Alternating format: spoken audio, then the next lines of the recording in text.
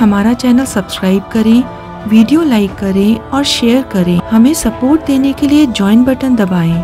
अक्सर लोग कहते हैं कि गुरुद्वारे में मिलने वाला प्रसाद वैसा ही है जैसे माता को चढ़ाने वाला प्रसाद होता है। आज हम इसी विषय पर आपको एक साखी दिखाने जा रहे हैं। एक समय श्री गुरु गोविंद साहिब जी का दरबार लगा था। गुरु का दरबार खचाखच भरा हुआ था। मदनलाल बैरागी नामक व्यक्ति ने गुरुजी से पूछा, गुरुजी, कड़ा प्रसाद हिंदू देवी माता शेरावाली और हनुमान जी का है, तो गुरु नानक देव जी ने कड़ा प्रसाद ही प्रसाद के लिए क्यों चुना? क्या इसलिए तो नहीं कि गुरुजी बुजुर्ग हो चुके थे और वह उनके लिए भी सही था? गुरु साहिब बोले, यही प्रश्न सैनदास बैरागी नामक व्यक्ति ने भी गुरुजी से पूछा था। इस पर बाबा नानक जी ने बताया, एक समय वह उत्तराखंड पहुँचे। गुरु साहिब हेमनूर पहाड़ी पर पहुँचे। वहाँ पर गुरुजी को सिद्ध मिले और उन्होंने कहा, आपका स्वागत है, हमारे लिए क्या आदेश है? गुरु साहिब बोले, आदेश तो उस परमात्मा का है। आप बाहर से आए हैं, आज तो दावत बनती है। गुरुजी बोले, दावत तो परमात्मा देगा। यह कहकर गुरुजी भाई बाला और भाई मर्दाना को वहीं छोड़कर वहां से चले गए। गुरुजी ने वहां 3 चीजों का प्रबंध किया। पहला चीनी, दूसरा शुद्ध घी और तीसरा आटा। गुरुजी यह लेकर सिद्धू की ओर चल दिए। दूसरी ओर सिद्ध सोच रहे थे, जब वह फल लेकर जंगल से आएंगे तो हम बुजुर्ग बन जाएंगे और देखेंगे क्या होता है। ऐसा सोच सिद्ध बुजुर्ग बन गए।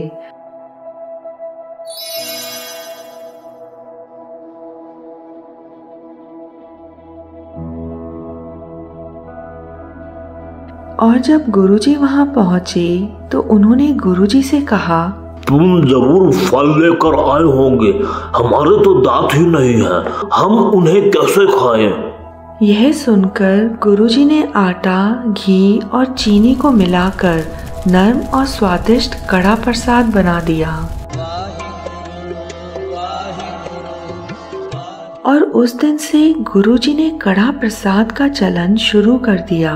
कड़ा प्रसाद आप जब भी लें तब आप बैठे हुए होने चाहिए और जब भी आप इसे लें तो आप अपने हाथों को फैला कर लें। इसमें आटा, घी और चीनी बराबर मात्रा में होना चाहिए। आपको हम यह भी बता दें कि कड़ा प्रसाद आटे से बनता है और माता का प्रसाद सूजी से बनता है। आपको यह इन्फॉर्मेशन कैसी लगी कमेंट बॉक्स में जरूर लिखें। सतनाम श्री वाहिगुरु।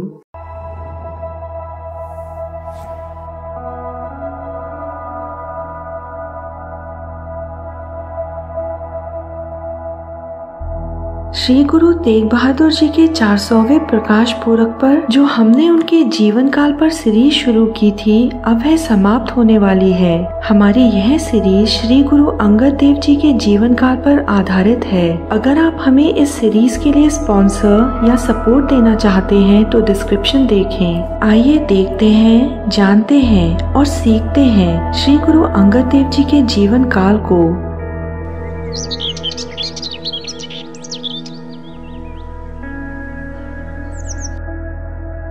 श्री गुरु अंगद देव जी का पहला नाम भाई लहणा था। आपका प्रकाश जन्म 31 मार्च सन 1504 को ग्राम मत्ती की सराय, जिला फिरोजपुर, पंजाब में पिता फेरूमल जी व माता दया कौर जी के घर में हुआ।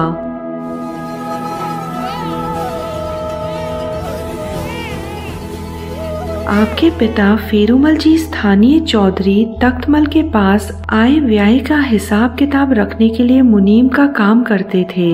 आपके पिता फारसी के विद्वान थे तथा गणित के अच्छे ज्ञाता होने के कारण बही खाते के कार्य में अच्छी तरह निपुण थे। अतः उन्होंने अपने पुत्र लहणा जी के लिए शिक्षा दीक्षा का विशेष प्रबंध किया। वह सनातन धर्म को मानने वाले थे, इसलिए वैष्णो देवी के भक्त थे। वह धार्मिक कार्यों में बहुत रुचि रखते थे।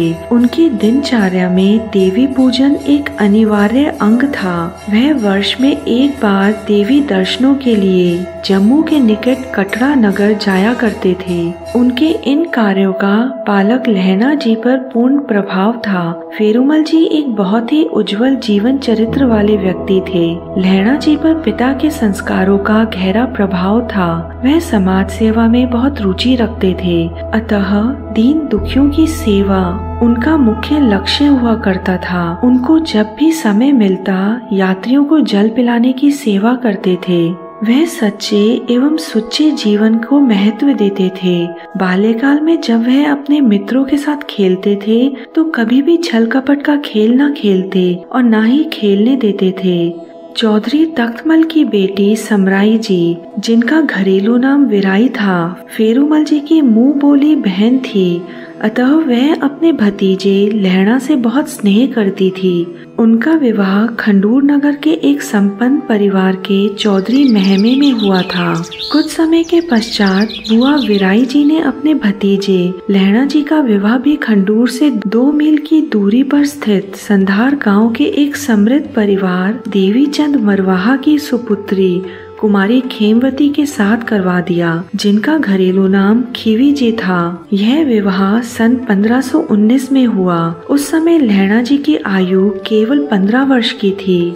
उन्होंने अपने पिता के सहयोग में मत्ते की सराय में एक छोटा सा व्यापार आरंभ किया। इस व्यापार में किसानों से उनके उत्पाद खरीदकर उसके बदले में उन लोगों को घरेलू आवश्यकता की सामग्री देना था, जो कि धीरे धीरे विकसित होने लगा।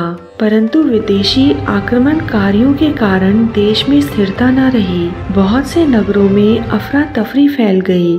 कानून व्यवस्था छिन्न भिन्न होने के कारण लोग दिल्ली, पेशावर के मुख्य मार्ग के निकटवर्ती क्षेत्रों को छोड़कर दूर दराज के क्षेत्रों में बसना उचित समझने लगे। अतः ऐसे में लहणा जी अपने ससुराल के निकट अपनी भुआ जी के नगर खंडूर आ बसे। उस समय उनकी आयु 20 वर्ष की थी। खंडूर नगर में भी उन्होंने वही व्यवसाय अपनाया जो धीरे धीरे फलने फूलने लगा। यहाँ पर भी उनके पिता श्री फेरूमल जी ने दुर्गा देवी के भक्तों की एक मंडली बना ली, जो वर्ष में एक बार देवी दर्शनों के लिए साथियों सहित जाया करते थे।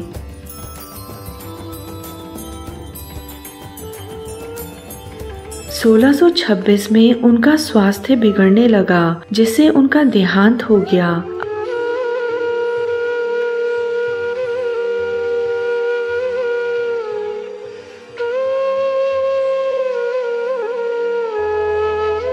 अब घर का सभी प्रकार का कार्यभार लहणा जी के कंधों पर आ गया।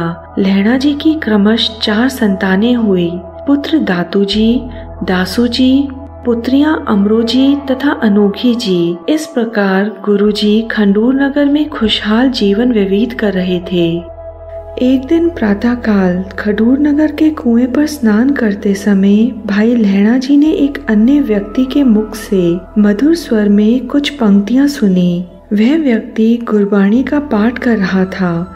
जिस मालिक का स्मरण करने से सुख मिलता है, उस मालिक को सदा याद रखना चाहिए। जब मनुष्य ने अपने किए का फल खुद ही भोगना है, तो फिर कोई बुरी कमाई नहीं करनी चाहिए जिससे बुरा फल भोगना पड़े।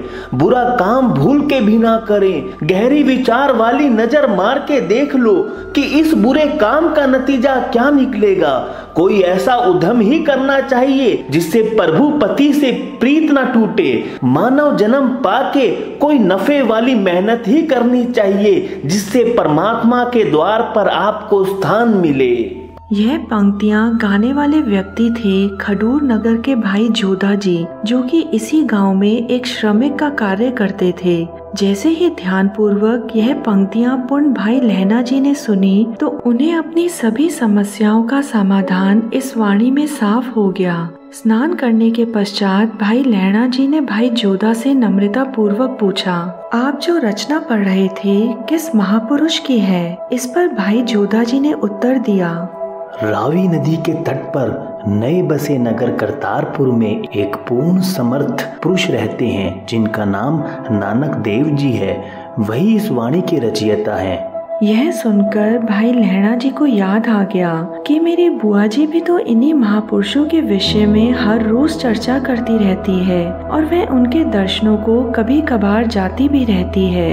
यह सब सोचकर भाई लहणा जी मन ही मन विचार करने लगे कि मुझे भी इन महापुरुषों के दर्शन अवश्य करने चाहिए, क्योंकि इनकी वाणी में जीवन का सार है। जबकि हम लोग जो देवी पूजा की याद में भेंटे गाते हैं वह आध्यात्मिक दुनिया में लुप्त होकर रह जाती हैं, क्योंकि वह कोरी कल्पना मात्र से रची गई होती है, जबकि यह वाणी ज्ञान पर आधारित है। ऐसा प्रतीत होता है कि रचयिता प्रभु में विलीन होकर गा रहा है।